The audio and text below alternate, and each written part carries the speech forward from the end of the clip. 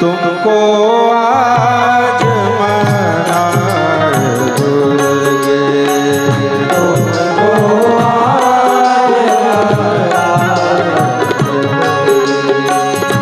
तुमको आज मनाए दुर्गे, तुमको आज मनाए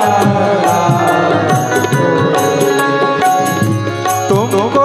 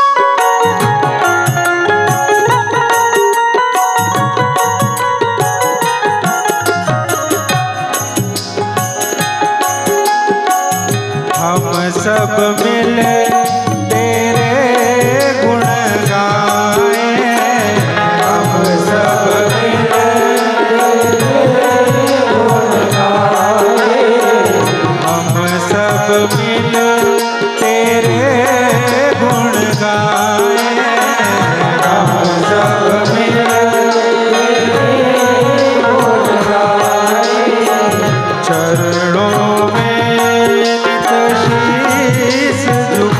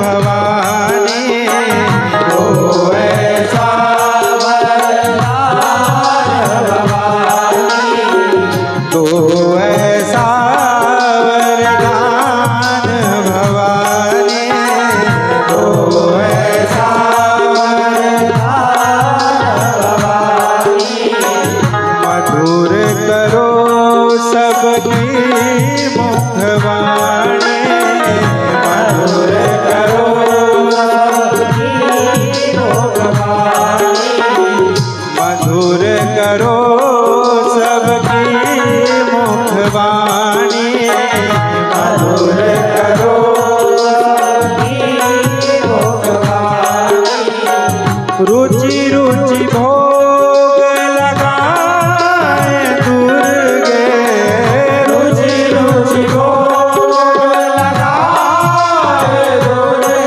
ओ रुचि रुचि भोग लगाए दुर्गे रुचि रुचि भोग लगाए दुर्गे, तुमको आज मनाए दुर्गे तुमको आज मनाए दुर्गे देखहि रूप महारण धीरा बनाओ वीरन सुधरे शरीरा, करे कुटिल नप प्रभु निहारी बनाओ भयानक मूर्ति भारी, रहे असुर छल छोनिप बेशा तिन प्रभु प्रगट काल समदेवा, पुरवासिन ते दो भाई नरभूषण लोचन सुखदाई, रुचि रुचि भोग लगाए दुर्गे रुचि रुचि भोग लगाए दुर्गे, रुचि रुचि भोग लगाए दुर्गे रुचि रुचि भोग लगाए दुर्गे, तुमको आज मनाए दुर्गे तुमको आज महाकाल रामायण मंडल में महाकाल रामायण मंडल में, महाकाल रामायण मंडल में महाकाल रामायण मंडल में, माता तुम्हारा ध्यान है मन में माता तुम्हारा ध्यान मन में, माता तुम्हारा ध्यान मन में माता तुम्हारा ध्यान ओ भजन तुम्हारे गाए दुर्गे भजन तुम्हारे गाए दुर्गे, ओ भजन तुम्हारे गाए दुर्गे भजन तुम्हारे गाए दुर्गे, तुमको आज मनाए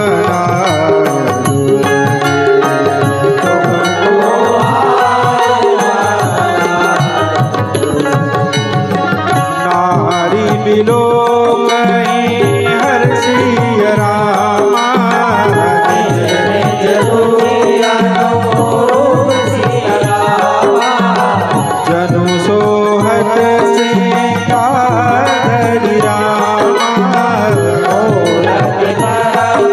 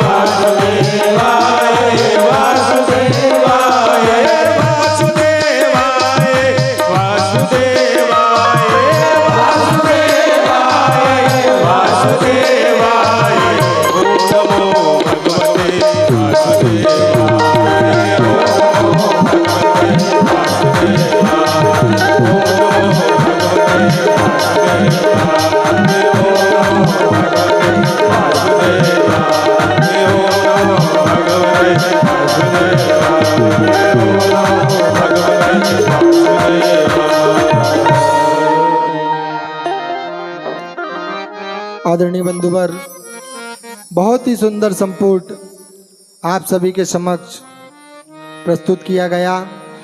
ओम नमो भगवते वासुदेवाय। आप सभी के समक्ष प्रथम दोहे के भावों को समर्पित किया पंडित श्री नंदलाल जी हड़तालकर जी के मुखारबिंद से। इसी प्रकार हम द्वितीय दोहे के भावार्थ को श्रवण करेंगे मंडल के ही वरिष्ठ टीकाकार महोदय आदरणीय श्री देवेंद्र जी सोनी के मुखारबिंद से। गुरुर्ब्रह्मा गुरुर्विष्णु गुरुर्देवो महेश्वरा गुरु साक्षात् परब्रह्म तस्मै श्री गुरुवे नमः। मैं भगवान भोलेनाथ के चरणों में, अपने गुरु के चरणों में नमन करता हुआ बड़ी माता मंदिर की बड़ी माता के चरणों में नमन और आप सभी को साधुवाद। अभी हमने संचालक महोदय से सुना कि वास्तव में जगन्नाथपुरी में एकादशी का व्रत नहीं रखते। उसका सिर्फ एकमात्र कारण है कि एकादशी का यदि आप व्रत रखेंगे तो वो महाप्रसाद जगन्नाथ का भात और जगत पसारे हाथ, आप इतने ही भात लेने जगन्नाथ जी के मंदिर जाते हैं और उनकी कभी आप रसोई गए होंगे तो 8-10 मिट्टी के बर्तन रखे हुए हैं और नीचे से आग लगी हुई है। सबसे पहले सबसे ऊपर का जो पात्र है उसका चावल पकता है, सबसे नीचे का चावल सबसे आखिरी में पकता है। आज भी यह प्रथा जगन्नाथपुरी में है। कोई भी वायुयान हेलीकॉप्टर उस मंदिर के ऊपर से उड़ान नहीं भरता। इसका मतलब आज भी हमारा सनातन धर्म है और आदिकाल तक रहेगा। आदिकाल से है, आदिकाल तक रहेगा हमारी। मगर हम आज पथ भ्रमित हो गए। हमारी स्थिति उस बंदर की भांति है। यदि हम एक बंदर को छोटे से मुंह वाला मटके में 8, 10, 15 फुटाने के दाने दिखाकर रख दें तो वह बंदर आएगा और उस मिट्टी के बर्तन में जिसका मुंह बहुत छोटा है अपना हाथ डालेगा और उन चने के दानों को पकड़ लेगा। अब अपना हाथ बार बार बाहर निकालेगा मगर वह हाथ उससे बाहर नहीं निकलेगा क्योंकि उसके हाथ में तो चने हैं और वह चने छोड़ नहीं सकता। ऐसा ही हम है, आप है। हमने माया, मोह, प्रेम, ईर्ष्या, द्वेष इसके चने पकड़ लिए। वो कब निकल सकता है? यदि उन चनों को हम छोड़ दें, उसमें इतनी समझ आ जाए कि इनको छोड़ देना ही बेहतर है और मेरा हाथ बाहर निकाल लूं। उसी प्रकार इस प्रपंच में, संसार में यदि हम माया, मोह, लोभ, ईर्ष्या, द्वेष इन सब को छोड़ दें तो हमारा हाथ भी वैसे ही हम निकल सकेंगे।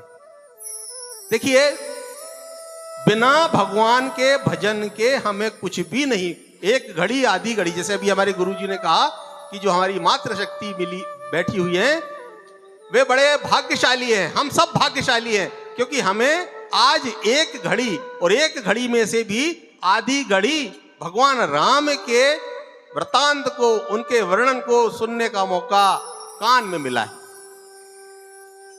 तो रामचरित्र मानस में एक चौपाई आई है, बारी घसे घृत होए। बारी आने होता है पानी। यदि हम पानी को घसते हैं, बारी घसे घृत होई, यदि वह घी में परिवर्तन हो जाए, मगर ऐसा संभव नहीं है, मगर हो जाए। बारी घसे घृत होए सिकता ते बरु तेल। और रेत को कितनी रगड़ें, यदि उससे तेल निकल जाए, वैसे निकलेगा नहीं। बारी घसे घृत होए सिकता ते बरु तेल, बिनु हरि भजन न भवतरी है यह सिद्धांत अपेल। बिना भगवान के भजन के यह भव सागर नहीं पार हो सकते। यदि ऐसा हो जाए तो भी, पानी में से घी निकल जाए, तेल में से रेत में से तेल निकल जाए, तब भी बिना भगवान के हम इस भव सागर को नहीं कर सकते। तो आज हमें इस महाकाल मंडल के सहारे, इस महाकाल मंडल के जरिए हमें भगवान राम का गुणानुवादन हमारे कान में पढ़ने का एक मौका मिला हुआ है। तो हम इसे व्यर्थ बिल्कुल ना जाने दें। अब वृतांत पे हम चलें। सतानंद जी गए थे विश्वामित्र जी और दोनों राजकुमार को लेने, उन्होंने लाए। जनक जी ने सभी को ऊंच नीच जो जैसा है उसे उस पद पर आसीन करा दिया। यहां से हमारी दूसरा दोहा यहां प्रारंभ होता है। राजकुमार तही अवसर आए, दोनों राजकुमार राम और लक्ष्मण अभी राजकुमार है। कहां के राजकुमार है? अयोध्या के राजकुमार है, राजा दशरथ के अभी नंदन है वो। मनऊ मनोहरता तन पाई, जैसे ही वो आए ऐसा लगता है सारी मनोहरता, मन को हरने वाली सुंदरता एक साथ दोनों भाइयों के रूप में उस मंडप पे आ गई है। गुण सागर, वे गुणों के सागर हैं। नागर उनके मनोहर हैं। सुंदर श्यामल गौर शरीरा, एक का शरीर श्याम वर्ण का है और एक का शरीर गौर वर्ण का है। भगवान राम श्याम वर्ण के और लक्ष्मण जी गौर वर्ण के, दोनों ऐसे आए हैं जैसे मनोहरता पूरी की पूरी एक साथ चली आई हो। राज समाजत विराजत रूरे, जितने देश, क्योंकि जनक जी ने देश देश के राजाओं को बुलवाया था, जो देश देश के राजा आए थे। राज समाज विराजत रूरे, उन राज समाज में, राजाओं के समाज में वे कैसे विराजमान हैं? जैसे उड़गन महु, उड़गन यानी उड़गन महु जनु जुग विदु पूरे, जैसे ताराओं के बीच में दो चंद्रमा एक साथ प्रकट हुए हों। जो राजागण हैं वो तारे जैसे, जिनका कोई अस्तित्व नहीं, तारों के बीच में जैसे दो चंद्रमा एक साथ प्रकट हुए हों। तिनके रही भावना जैसी। अभी हम आगे और पढ़ेंगे, वहां पर जितने भी लोग बैठे, क्योंकि प्रवासी भी आ गए थे, अपना अपना काम छोड़ करके आ गए, उसमें छोटे छोटे बालक भी थे, बड़ी बड़ी महिलाएं भी थी, बालिकाएं भी थी। तो जिनके मन में जैसी भावना रही, जिनकी रही भावना, जिन्होंने राम भगवान को जैसा देखा, जैसी भावना बनाकर भगवान राम को देखा, प्रभु मूरत देखी तिन तैसी, प्रभु की मूर्ति, जो जैसे जिस मन से जिस भाव से भगवान को देखा, भगवान को वैसा ही देखा जिसने जैसा मन बना लिया है। देख ही रूप महारन धीरा। अब जो बलशाली थे, अपने आप को बलशाली समझते थे, वे जब तक राम भगवान नहीं आए थे अपने आप को बड़े बलशाली समझ रहे थे और समझ रहे थे कि धनुष तो मैं ही धनुष तोड़ दूंगा और सीता जी को स्वयंवर करके ले जाऊंगा। ऐसे राजा देख कई रूप महारन धीरा, वे भगवान राम को रणधीर के रूप में देख रहे हैं। मनहु वीर रस धरे शरीरा, जैसे वीर रस पूर्ण शरीर रख करके वहां पर विराजमान हो गए। डरे कुटिल, जो कुटिल लोग थे वे डर गए। कई ऐसे भी थे जो कुटिल थे, वे डर गए। नृप प्रभु ही निहारी, और ऐसे राजा, नृप यानी राजा, ऐसे राजा भगवान राम को निहार करके डर गए। मनऊ भयानक मूर्ति भारी, ऐसा लगा कि बहुत भयानक कोई मूर्ति बैठी हुई है। ऐसे कुटिल लोग जो बैठे हुए थे भगवान को देख करके वे डर गए।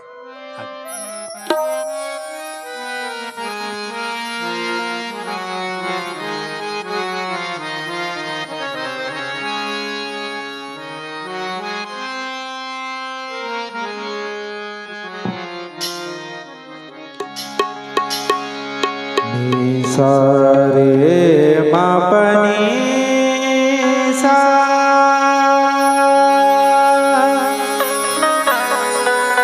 पनी सारे निध पगमा गरे रे पा मगरे सा। कबीरा जब हम पैदा हुए जग हंसे हम रोए,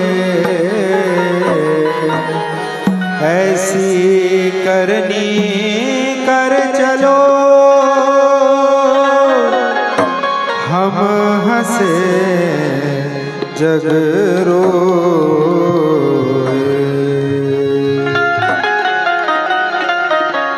हेरी चदरिया हारी चदरिया, हेरी चदरिया हारी चदरिया, जीनी रे जीनी,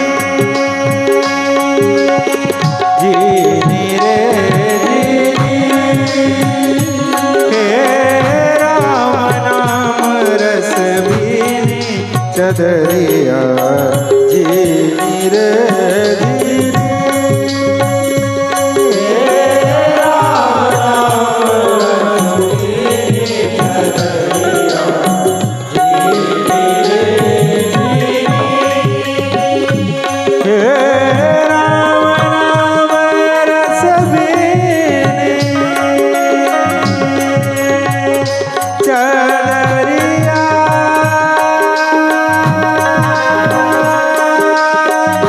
हे चदरिया।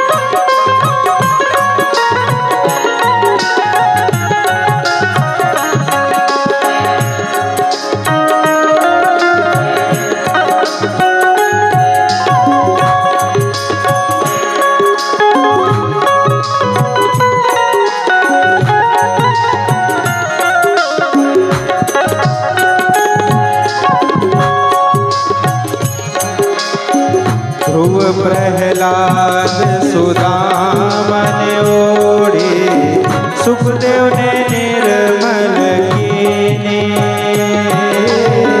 ध्रुव प्रहलाद सुदामन ओढ़े, सुखदेव ने निर्मल कीने। ओ ध्रुव प्रहलाद सुदामन ओढ़े, सुखदेव ने निर्मल कीने।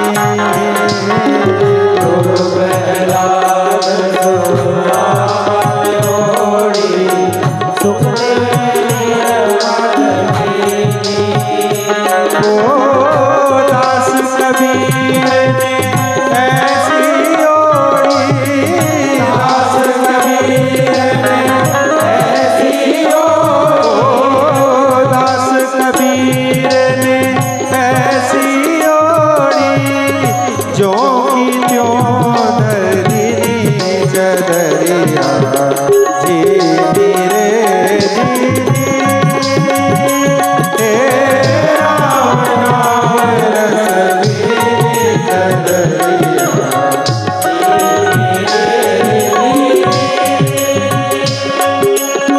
रहे असुर छल छोनि पवेशा, प्रिय प्रभु प्रकट काल सम देखा। देखे दो भाई नर भूषण लोचन सुखदाई, नारी बिलोकनी हर्षिय रामा, निज निज रुचि अनुरूप सिया रामा। सोवन से पार नहीं रामा, मूरत परम रघु सिया रामा।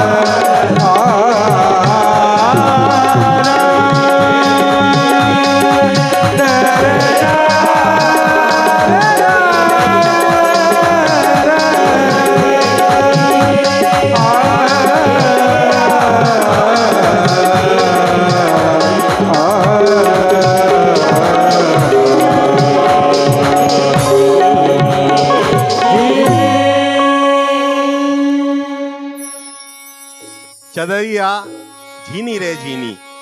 वास्तव में हमें यह चदरिया मिली है, यह शरीर रूपी चदरिया मिली है, इसे हमने मैला कर दिया है विषय के भोग में, माया के भोग में, और 9-10 महीने इसको बुनने में लगे थे। हमें इस चदरिया को कबीरदास जी जैसा ओढ़ना चाहिए। कबीरदास जी ने इस चदरिया को ज्यों के त्यों जैसा भगवान ने भेजा था, बिना छल के, बिना कपट के जीवन जीते हुए ये भवसागर से पार हो गए। ऐसे हमें जीना चाहिए, ऐसा हमें रामचरितमानस बताती है। रहे असुर छल छोनिप भेषा, उस राज समाज में जो रंगमंच बना हुआ है, धनुष मखशाला होने वाली है, उस यज्ञशाला में रहे असुर छल छोनिप भेषा। जो असुर है, जो राक्षस है, वे भी वेश बदल करके वहां पर आ गए थे। तिन प्रभु प्रकट काल सम देखा, उनको भगवान काल के समान लग रहे हैं। पुरवासी ने देखे दो भाई, और जो पुरवासी बैठे हुए हैं, नगर के लोग बैठे हुए हैं, उनको दोनों भाई कैसे लग रहे हैं? नर भूषण लोचन सुखदाई, वे नर के भूषण, अपने नेत्रों को सुख देने वाले, ऐसे दोनों सभी पुरवासियों को दोनों राजकुमार लग रहे हैं। नारी विलो कहीं हरसिया। अब जितनी स्त्रियां बैठी है, देखिए पिछले हम चौपाई में जाएं तो जिनके रही भावना जैसी, जब भगवान राम का जो रूप 10 अवतार बताया गया है वराह, तो उसमें एक वृतांत आता है कि जब भगवान राम बैठे हैं तो चौपाई भी हमारी यही कह रही कि जिनके रही भावना जैसी, जिनकी जैसी भावना थी।